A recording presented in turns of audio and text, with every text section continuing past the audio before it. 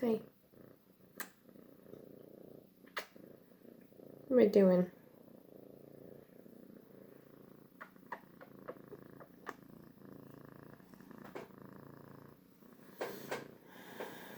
Okay, fun fact. I have crippling freaking anxiety.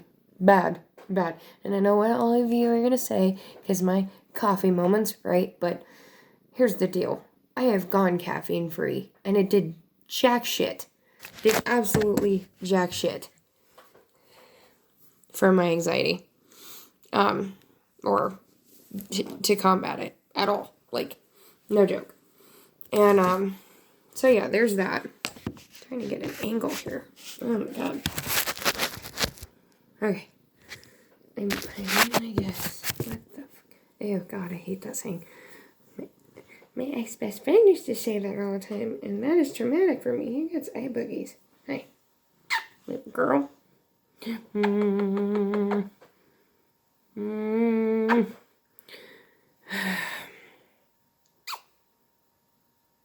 You not down yet? She's always up in my biz, so thought I'd get up in hers. Anyway, I have crippling anxiety, and yeah, I know what you all are thinking. Oh, lay off the caffeine and do this and that. Oh, here comes your brother. Oh, that's another one. His face, that angle, you look terrified. Hi. Anyway, so yeah, get a cat if you have anxiety. They help. I mean, everyone says, oh, dogs. Yeah, well, cats are just as therapeutic, to be honest. I mean, they are the gatekeepers of hell, so they do have a sixth sense. Anyway, yeah. I guess lately I feel like a joke. I just feel like a joke. I don't know what I'm doing. I've just been dealing with this voice that tells me I'm stupid for posting videos, and I'm fat, I'm worthless, I'm not doing anything with my life, and I think I've just absorbed so much of people telling me I'm faking being disabled, and it's all in your head. You don't really have that bad of chronic pain. But no, then I have a flare up, then I have something happen, and I'm just like, oh yeah, there it is. Yep. That tracks, that makes sense. So yeah, I mean, I do want to spread the word and, support other people and send a message and all that. It's just hard to keep a schedule. I mean, literally, I was up until like 8 in the morning, almost 9 in the morning, hadn't slept for God knows how long, and almost 24 hours. And I was like, well, this is par for the course. And it's because literally when I lay down at night, it's the worst. It's the voice in my head telling me, you're not good enough, you're a fake, you're a liar, you're a piece of shit, you're this and that. So, yeah, it's fun. It's fun times. And yeah, I do try to combat those thoughts. It's not like I just sit here and wallow. It's not like I don't try to redirect my thinking. It's not like I'm sitting here having a freaking pity party, okay? This isn't a Melanie Martinez video, right? And no, I don't have any cake. Which, yeah, probably don't need it. Gained a bit of weight back lately too, and so I'm just self-deprecating and feeling defeated, and yeah, it's a real fun time. Because instant gratification just feels so much better than what feels like a hopeless crawl towards a goal that never seems to come. Like, go buy that chocolate in the middle of the night because losing 40 pounds is going to be extremely difficult, and it'll happen one day. And that's my whole thing is like the one day, the someday hasn't come. And that's really depressing, and that's what I'm dealing with. And I've talked with other people, and I feel like this is pretty common, especially when you're chronically ill or you have just something happen to you in your life repeatedly.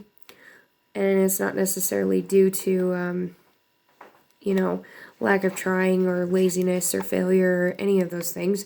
It's not necessarily due to any of those factors. And what are you getting into? Hey, can we not? Hold up. Hey, can we not do the bag right now? It's loud. Thank you. You can have the fish, but not the bag. Hey, you can have this back when I'm done. Cats are like obsessed with my cold bag. The reusable cold bag. They're obsessed with the noise it makes, and they're obsessed with the noise, and they roll around and get inside of it. I don't know how it even ended up on the floor, but I digress on that. Yeah, that's the deal here. I'm having a hard time, and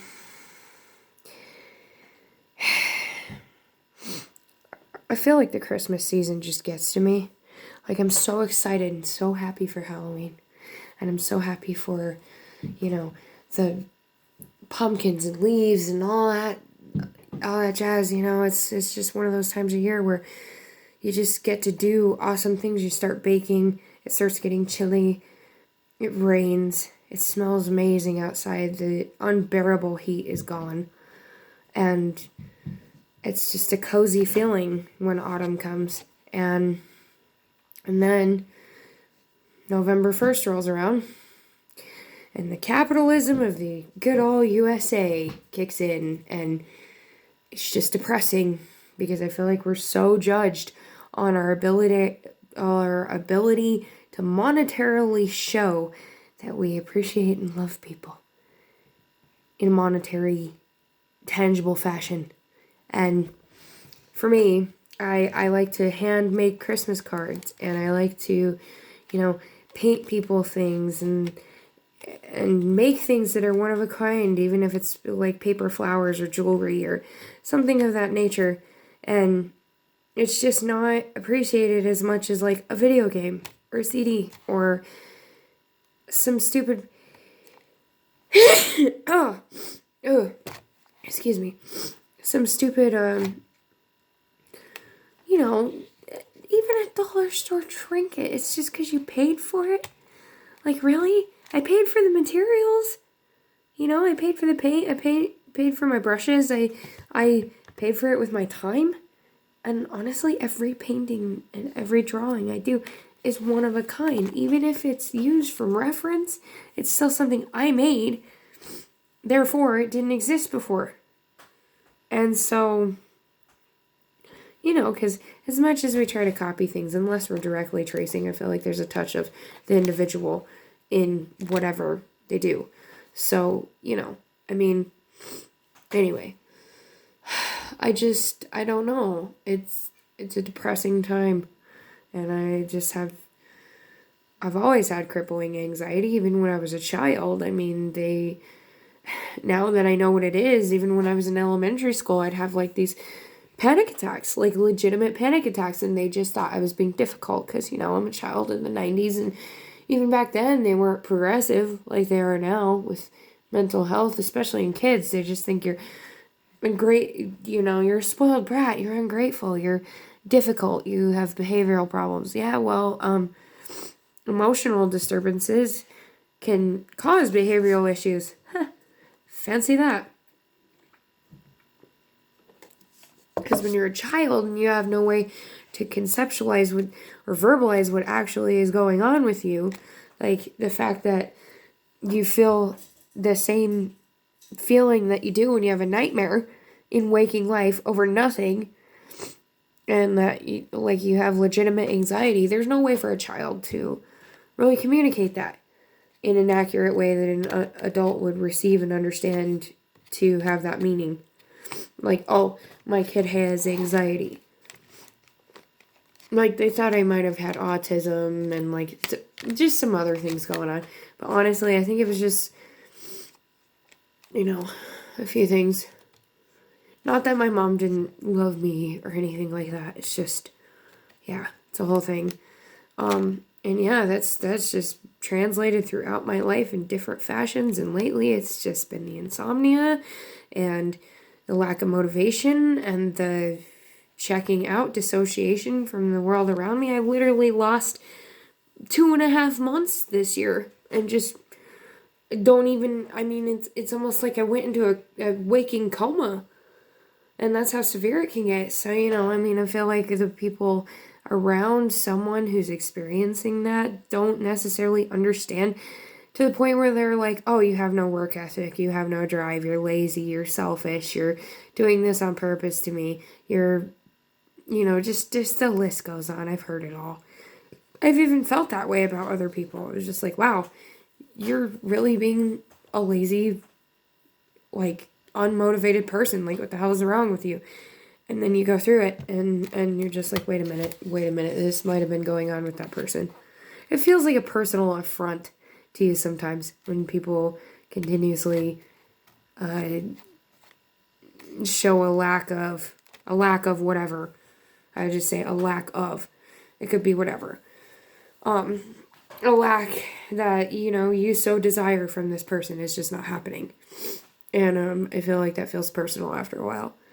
And maybe it's not. Maybe it's this person is just hearing you but not able to receive the information in which, well, in the way you want them to receive it.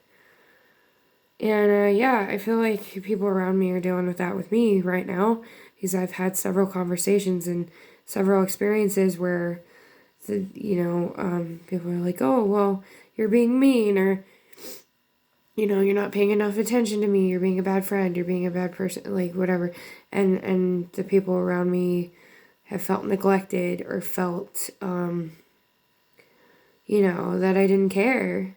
And that's not the case at all. I'm a very deeply caring person. It's just that I'm literally crippled right now, to the point where I won't eat, I can't sleep, I've been taking longer showers, I've been sitting down in the shower, which is a sign of major depression. So if you sit down in the shower because you want the warmth of the water, but the effort to stand in the shower is too much, then you might want to have a conversation with a medical professional about depression. Just that's something people don't think about. But yeah, that is a sign. And for me, it's mostly the anxiety about my body. I mean, I've been struggling a lot with that too. Just, because you take the meds that they tell you to take, and my God, do psych meds just fuck your metabolism over. I don't know why they don't prescribe, like, something for your metabolism when you start gaining a rapid amount of weight in a short period of time from psych medication. But I feel like that should be more of a concern rather than a doctor just, like, body shaming you in a way. Not body shaming. I don't believe in the body. I don't want to call it the fat acceptance movement, because people will come for me. But genuinely, if you don't give a shit about your health and you think it's just you're predestined to be that way, then that's that you do you, boo-boo. And Becky's don't come for me. Karen's don't come for me. All right? Just be kind in the comments. I'm saying this because I know, like, I'm 5'9" and 200 pounds. Like, I'm about 40 pounds overweight. 45 pounds overweight. So, whatever. I know from experience. So, don't come for me. But anyway, and I mean, psych meds coupled with a lack of motivation, coupled with spinal injury and chronic pain, makes it hard. I do try to limit my calorie intake to the point of detriment sometimes. I swear, sometimes when I'm alone, I don't eat at all. But anyway, it's just a mixture of things, and I just hope that whoever watched this till the end, thank you. By the way, my analytics keep telling me that 65% of you aren't subscribed, and most of my videos have an average of like 4 minutes of watch time. And yes, while I do ramble, I would appreciate you going to the end, because yes, you are, I feel like a lot of people I've talked to are able to at least cherry pick some useful information from what I have to say. And I'm not saying I'm nobody, whatever. I'm nobody and somebody all in one. But yeah, I mean, I feel like if anything that you take from this, thank you for watching till the end. Be kind to yourself, be kind to others. And if you're suffering with anxiety, I'm with you. I'm with you. And maybe send this to a person that needs to hear it. But genuinely, it's not a choice. It's not something that we want. It's not something that we can just good. And medication's only 25% of it. It's life restructuring. It's figuring out what is going on in your life that is causing this massive amount of anxiety. What is going on, with yourself, and just trying to proceed from there. It's a freaking process and it never ends. And for people who don't understand, just don't go to somebody and ask what they need. Just talk. I guess, I don't know. Just say, hey, talk to me, and then be silent. And maybe that person isn't looking for input. Maybe they just want somebody that's close to them in their personal life that's not paid to listen to them, like a therapist. Maybe they want their mom or their partner or their friend, or they just want you to listen. And just, that's it.